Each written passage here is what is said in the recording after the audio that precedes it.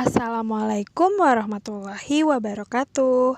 Saya Dwi Rahmadini. Di sini saya akan menjelaskan tentang penggunaan mind mapping dan aplikasi Mind Manager.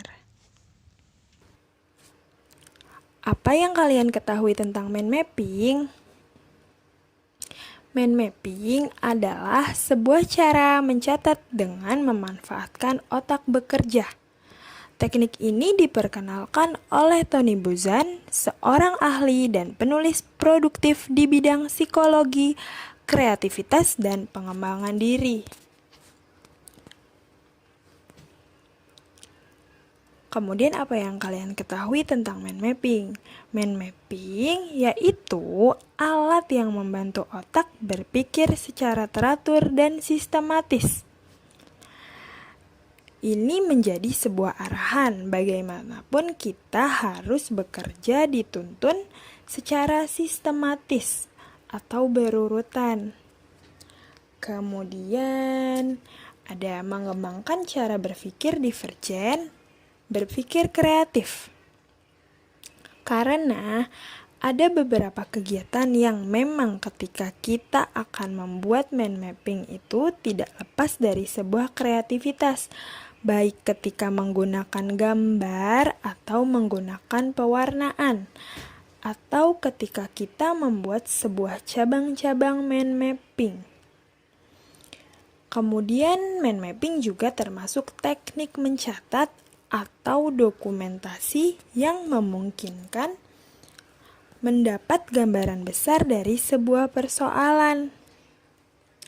Nah, beberapa orang ketika melakukan sebuah pencatatan merasa otak itu mampu untuk merespon, manakala kita gunakan tahap demi tahap bagaimana masalah itu diselesaikan. Kemudian ada cara mencatat yang kreatif, efektif, dan memetakan pikiran-pikiran kita secara menarik, mudah, dan berdaya guna. Jadi, karena ada gambar-gambar, maka ada satu kreativitas dan dalam satu lembar itu bisa mencakup, merangkum dari berpuluh-puluh materi atau beberapa artikel yang telah kita baca. Kemudian mind mapping merupakan mencatat informasi, merangkum sebuah bab buku, teks ke dalam selembar catatan. Dengan adanya mind mapping memberikan kemudahan otak. Menurut Tony Buzan, mind mapping adalah cara mengembangkan kegiatan berpikir ke segala arah, menangkap berbagai pikiran dalam berbagai sudut.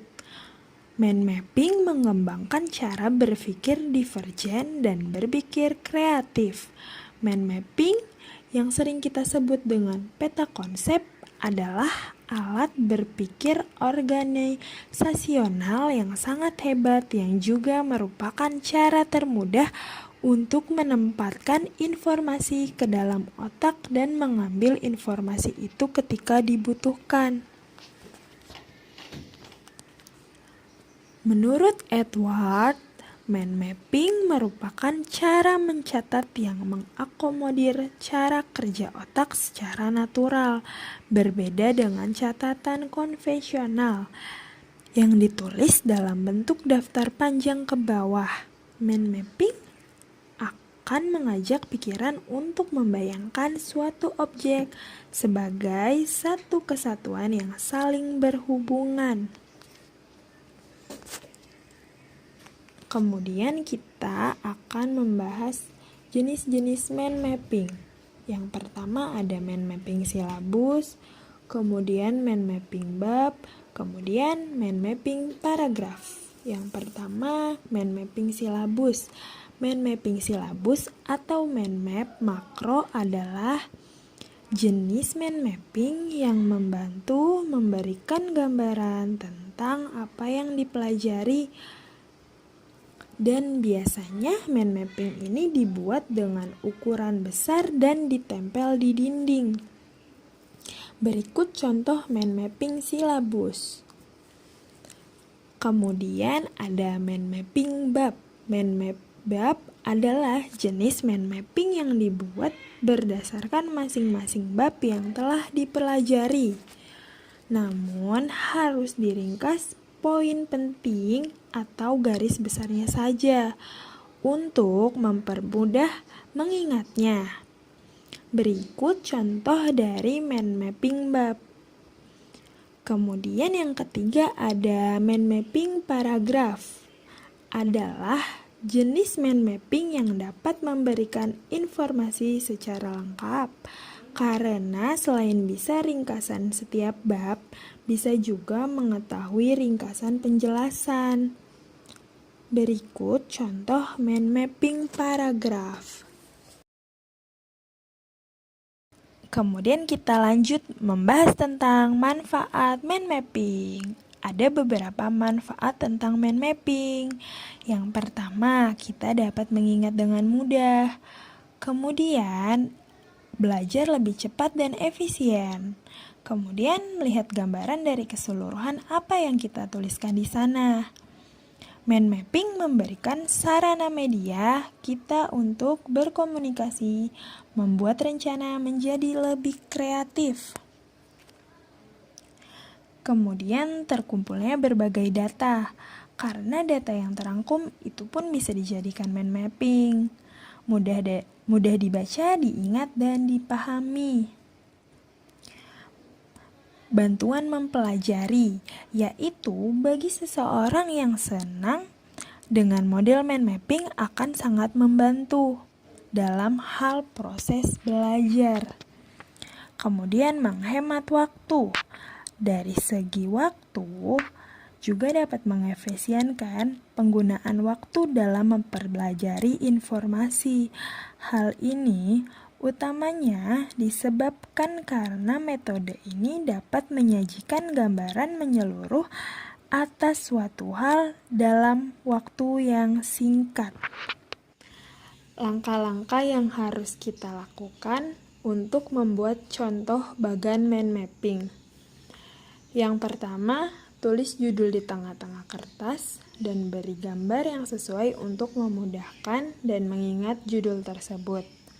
Yang kedua, untuk membuat bagan mind mapping tersebut, buat cabang utama terkait topik tadi, misalkan apa definisi mind map, bagaimana otak bekerja, apa itu kesuksesan, latihan apa yang bisa dilakukan, dan bagaimana aplikasinya. Kemudian yang ketiga, teruskan dengan membuat cabang-cabang utama lainnya dan gunakan warna berbeda. Keempat, ingat beri label setiap cabang hanya dengan satu kunci saja.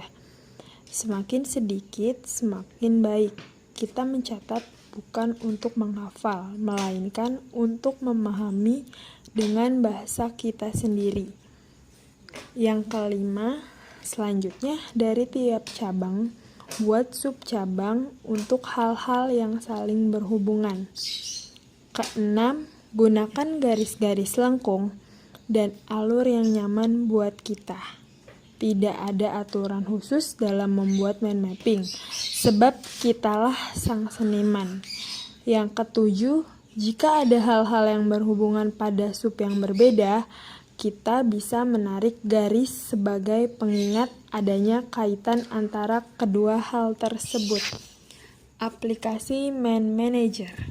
Mind Manager merupakan aplikasi yang memungkinkan untuk membuat peta pikiran yang berisi topik, ide, dan subtopik. Mind Manager merupakan program yang digunakan untuk membuat peta konsep dengan basis IT. Mind Manager merupakan software pemrograman yang dibuat oleh Mac Jeter dan Bettina Jeter pada tahun 1998, menggunakan prinsip dasar metode mind mapping. Menurut Huck Cameron dan Roger Voigt, Mind Manager adalah produk software yang unik Pemetaan pikiran dengan menggunakan Man Manager adalah sebuah visual antar struktur. Peta dirancang untuk mengintegrasikan icon, grafis, dan elemen visual lainnya dengan bahan teks. Tata letak peta dapat menyajikan informasi secara visual. Selanjutnya kita akan membahas tentang keunggulan penggunaan media Man Manager. Yang pertama, dapat membuat peta pikiran yang interaktif dan terorganisir sehingga mampu menyampaikan ide serta informasi secara efektif, menarik, dan mudah dipahami. Ide dan informasi tersebut bisa disimpan sehingga memudahkan siapapun untuk menampilkan kembali saat dibutuhkan atau ketika ingin merevisi ide atau rencana tersebut. Dikarenakan format file Man Manager berbentuk MMAP, maka tidak dapat dijalankan di semua aplikasi Flash. Hanya aplikasi Autoplay Media Studio saja yang dapat menjalankan format tersebut. Aplikasi Man Manager sangat fleksibel, dapat mengganti dan memodifikasi peta pikiran. Aplikasi ini memiliki kemampuan untuk membuat tautan dengan aplikasi lain, misalnya PowerPoint, Word, Excel, Macromedia Flash. Kelebihan dari aplikasi ini dilihat secara lebih menyeluruh, bermacam-macam variasi warna, dapat diberi gambar atau video. Sedangkan kekurangannya adalah hanya bisa digunakan pada laptop yang memiliki software. Kemudian kita lanjut dengan langkah-langkah penggunaan Man Manager. Yang pertama, kita membuka dengan mengklik 2 kali pada icon File Manager. Yang kedua, terlihat tampilan pertama yang akan muncul. Kemudian pilih New Map untuk membuat baru. Tampilannya seperti yang ada di layar. Kemudian yang ketiga, tampilan akan berubah seperti gambar di bawah ini. Untuk memulai yaitu menuliskan topik utama dalam pembahasan.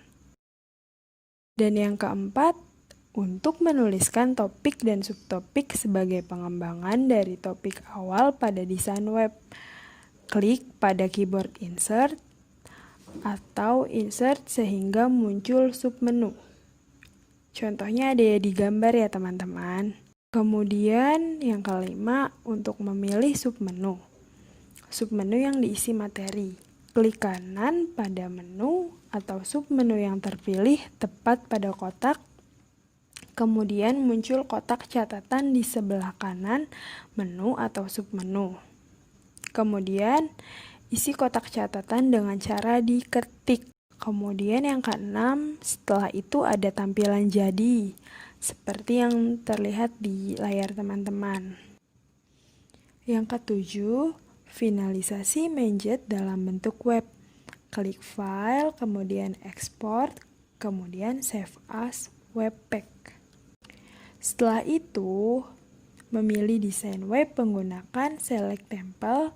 Klik 1 kali seperti yang saya sudah lingkari pada gambar. Kemudian memilih bentuk web, finalisasi, Manjet, lalu klik OK. Setelah itu simpan bentuk yang telah terpilih.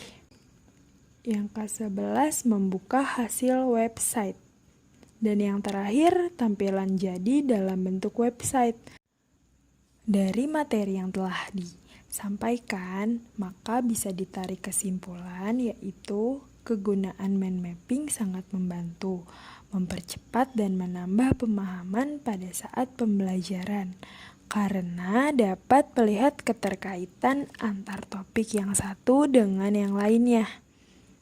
Dan dengan adanya aplikasi Man Manager atau aplikasi software yang memberi kemudahan dalam pembuatan peta pikiran mind map sehingga efektif digunakan untuk penyampaian materi. Sekian materi yang bisa saya sampaikan, kurang lebihnya mohon maaf. Wassalamualaikum warahmatullahi wabarakatuh.